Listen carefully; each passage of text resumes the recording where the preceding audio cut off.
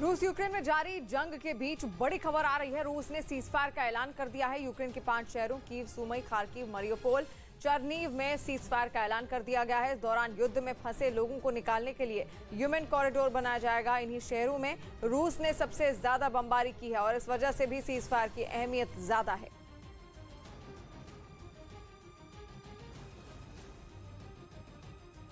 वहीं यूक्रेन की राजधानी कीव की सीमाओं पर तैनात यूक्रेन के सैनिकों ने मुस्तैदी और बढ़ा दी ताकि पुतिन की सेना किसी भी तरह राजधानी में न घुस पाए। और इसके लिए यूक्रेन की सेना ने दूरबीन से भी सीमा पर मोर्चा संभाल लिया। वहां तैनात एक जवान अपने हाथों में दूरबीन पकड़े दिखा, जिससे वो कई किलोमीटर दूर तक फैले बॉर्डर की पहरेदारी करता नजर आया। यही नहीं, कीव की सीमा पर तैनात बाकी जवान भी हथियारों और अपने सुरक्षा कवच यानी बुलेट प्रूफ जैकेट के साथ पूरी तरह मुस्तैद दिखे। इसके बाद उन्होंने सड़क पर एक बड़ा सा पेड़ भी गिरा दिया ताकि वहां से गुजरने वाले लोगों की पड़ताल की जा सके, क्योंकि जांच पूरी होने के बाद ही किसी को भी कीव के अंदर या बाहर जाने की इजाजत है। और रूस और यूक्रेन के बीच जारी जंग का आज 13वां दिन हो चला है और ये लड़ाई लगातार तेज और घातक होती जा रही है। अब खबर आई है कि यूक्रेन की सेना ने कीव में रूस के 2 लड़ाकू विमानों को मार गिराया। यूक्रेन की सेना के मुताबिक एक विमान को मिसाइल हमले में तबाह कर दिया गया, वहीं दूसरे प्लेन को यूक्रेन के लड़ाकू विमानों ने मार गिराया। तस्वीरें आप देख रहे हैं कि यूक्रेन से भीषण तस्वीरें, लगातार तबाही की तस्वीरें। आज 13 दिन हो चले हैं, 12 दिन बीत गए हैं, लेकिन आज भी जब तीसरे दौर की बातचीत सोमवार को हुई यानी कि कल हुई तो भी कुछ खास बात नहीं बन पाई। और ऐसे में हमले लगातार जारी हैं रूस की तरफ से यूक्रेन पर। वो कब्जा किसी भी कीमत पर करना चाहता है। उधर रूस में राष्ट्रपति व्लादिमीर पुतिन के खिलाफ कई शहरों में विरोध तेज हो गया। यूक्रेन पर जारी हमलों को रोकने की मांग पर वहां पिछले कई दिन से प्रदर्शन हो रहे हैं। इसी कड़ी में राजधानी मॉस्को में भी कई लोग सड़कों पर इकट्ठा हो गए, जिन्हें वहां की पुलिस की सख्ती का सामना करना पड़ा। इस कार्रवाई से बचने के लिए कुछ प्रदर्शनकारी भाग खड़े हुए, लेकिन पुलिस वालों ने दौड़ते हुए उनका पीछा किया। इस दौरान हवा में गोलियां भी चलाई गईं, जिसके बाद एक प्रदर्शनकारी को पकड़कर पुलिस वाले ने जमीन पर गिरा दिया। इसी तरह प्रदर्शन में शामिल कई दूसरे लोगों को भी हिरासत में लिया गया। साथ ही पूरे शहर की सुरक्षा बढ़ा दी गई।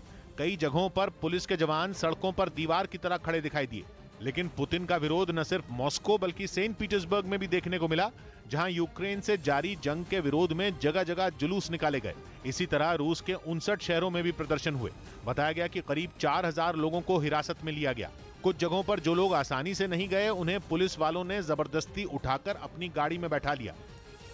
और रूस यूक्रेन जंग के बीच बहुत बड़ी खबर आ रही है। यूक्रेन ने रूस के मेजर जनरल को मारने का दावा किया है। यूक्रेन की रक्षा मंत्रालय ने खार्किव में मेजर जनरल विटाली गेरासिमोव को मारने का दावा किया है। यहाँ पर इस वक्त की बड़ी खबर आप देख रहे हैं और तस्वीर भी हम आपको दिखा रहे हैं। ये रूस की मेजर जनरल है और यूक्रेन की सेना का इनको लेकर बड़ा दावा है। उसने ये कहा है कि रूसी मेजर जनरल को उनकी सेना ने खदेड़ दिया है, मार गिरा है। खार्किव में मेजर जनरल को मार गिराया गया है, ये कहा जा रहा है। तस्वीर भी आप देख रहे हैं, ये रूसी मेजर जनरल है जिनको युद्ध के लिए यूक्रेन में भेजा गया था।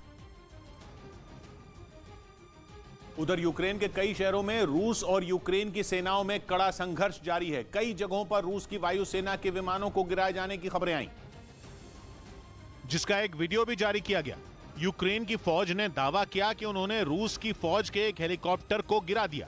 हेलीकॉप्टर एक सुनसान जगह पर गिरा हुआ दिखाई दिया। जमीन पर गिरे हेलीकॉप्टर के टुकड़े दूर दूर तक बिखरे दिखे। मलबा देखकर यह पहचान पाना भी मुश्किल हो गया कि यह एक हेलीकॉप्टर था। बाद में लोगों ने रूस के इसी हेलीकॉप्टर की एक तस्वीर सोशल मीडिया पर डाली।